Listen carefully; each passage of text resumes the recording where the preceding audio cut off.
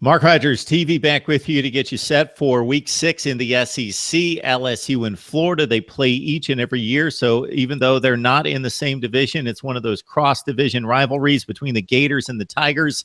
And we have seen some of the best talent in college football, especially on the defensive side, in this series in recent years.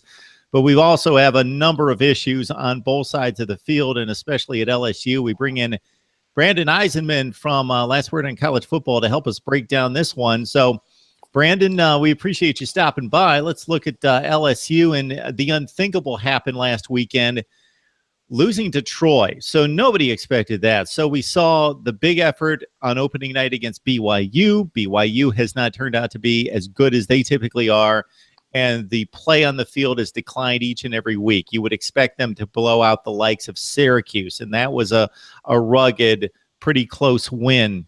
And then it just kind of came crashing down in that Troy game. So what is going on with the Bayou Bengals?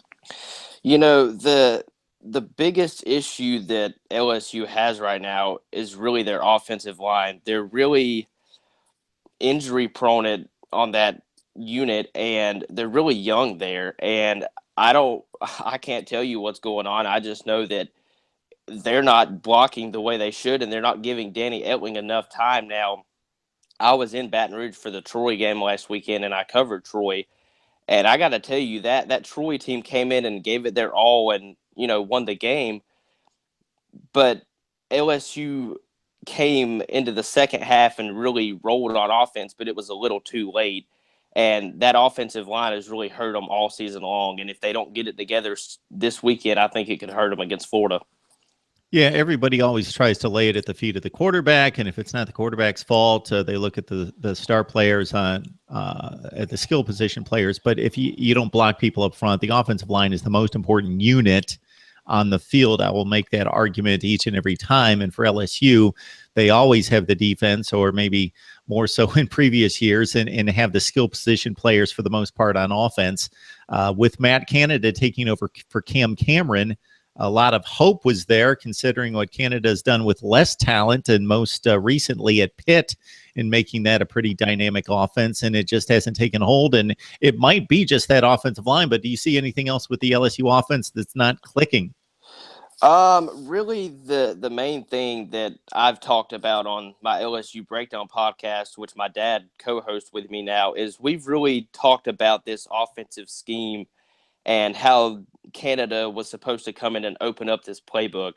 It hasn't happened yet. We have seen hardly anything of a new offense. And I think that's also taken into account with the way the offensive line has done. And it's just horrendous down there in Baton Rouge right now on the offensive side.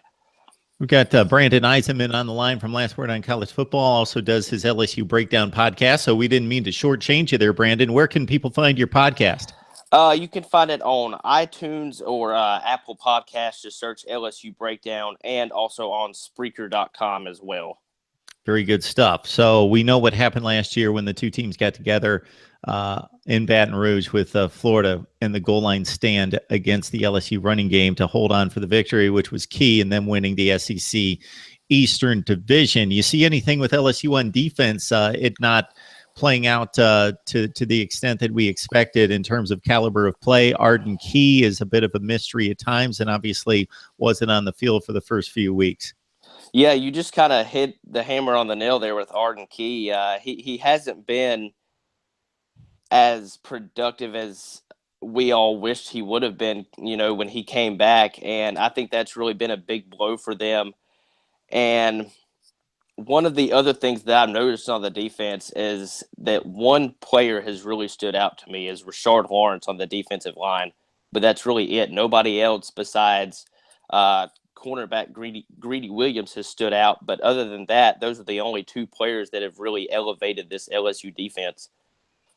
All right, Brandon, in your estimation, is Coach O a head coach? We know that the fans love him, and the players always stand up and raise their hands and say, hey, we want this guy who is the interim coach at the time, whether it be USC or LSU. We want this guy to stay here and coach us. But there's a lot of thought outside of that circle that maybe he's not Nick Saban, Urban Meyer, Dabo Swinney, Jimbo Fisher, Pete Carroll, on down the line of great football coaches that we've seen at the college level in the last few years that can really win at the level that LSU fans would expect.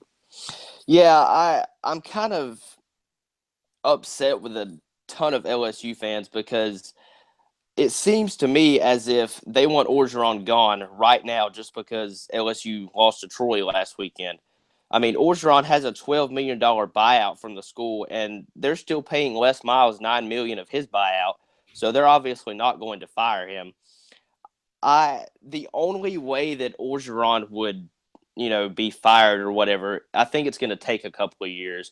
I think that, yeah, he may not be a Nick Saban or a Dabo Swinney caliber coach right now, but I think that if he gets enough talent recruiting wise, I think he can eventually work his way up to that level.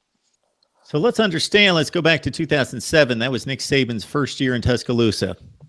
Alabama lost to Louisiana Monroe. So it can happen. There are things to be worked out when you're trying to build a football program, and people may catch me there and say, hey, he's not trying to build a football program. He's got top 5 to top 10 at talent. I understand that on the roster.